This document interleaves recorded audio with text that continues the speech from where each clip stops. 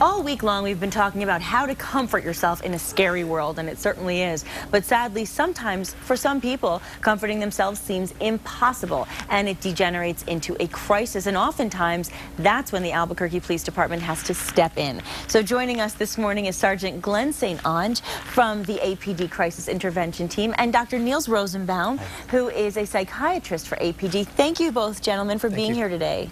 It's our pleasure. Thank you. Tough times out there, and a lot of people turning to others for help, and a lot of times you see this. And I want to first talk about, how do we recognize when our behavior is bordering on crisis situation? When one themselves needs to know that? Yes. Generally, it's a feeling of distress. Okay. Feeling that uncomfortable, knowing that something's not going right, anxious, heart racing, those kind of things. Yeah. Just out of balance. And you know that you get, when we talk about a gut feeling, your gut does tell you when something's just not right. Absolutely. And so I want to know, what does APD recommend when you're starting to get to that mode where you're bordering on a crisis? Or you know somebody who is? Well, we have so many resources out there. If you feel that you're in crisis, or you're feeling that your ability to cope is exceeded, you'll always have the suicide hotline. You have APD CIT, which is Crisis Intervention Team, which is comprised of detectives, which are under me, as well as 110 field officers. Wow.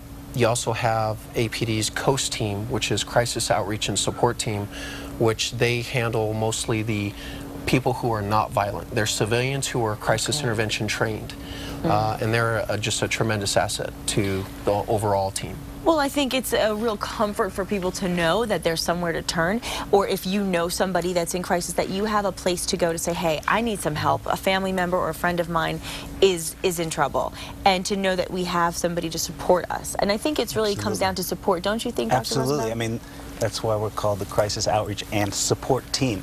So that's exactly what we do. We have a lot of very, very caring, motivated people whose job it is to get people into services, get them into the right place, to get those, get the help that they need. Right. Because when one is in crisis, it's difficult to think clearly, to plan. So we deal with people who are homeless, people who are psychotic. I mean, we do the whole gamut. The police, we don't turn anybody away. So if someone needs help, we offer it. And is that true for all communities across New Mexico? Well, each community is different. Right, okay. We are the only police department in the country, correct me if I'm wrong, that has dedicated detectives. Wow. For crisis intervention teams. Just a handful out of 5,000 to 6,000 departments in the nation. That's incredible. We're the only one, we're one of just a handful that have actually dedicated detectives that go out and do follow-ups. I love to hear take that. referrals from family members. Like, for me, I just took a deep breath, because I feel comforted knowing I'm here and that that's an option.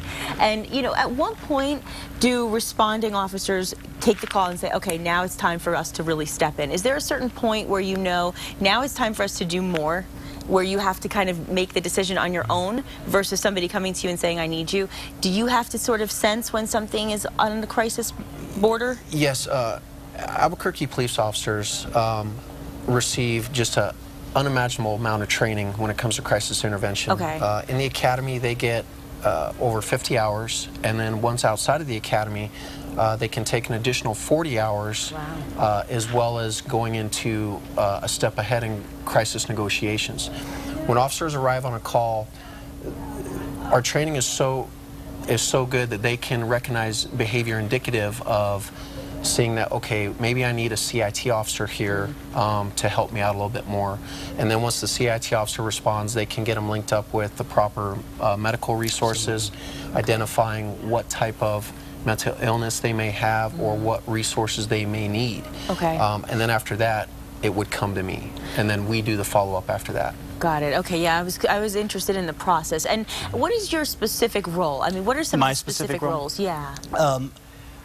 My expertise is obviously medicine and psychiatry, so I am able to add a dimension that the police department wouldn't have without that. So I can make diagnoses, I can get people into medical and psychiatric services, because I also work at the university. I know a lot of people in the community, so I'm able to link people in quickly.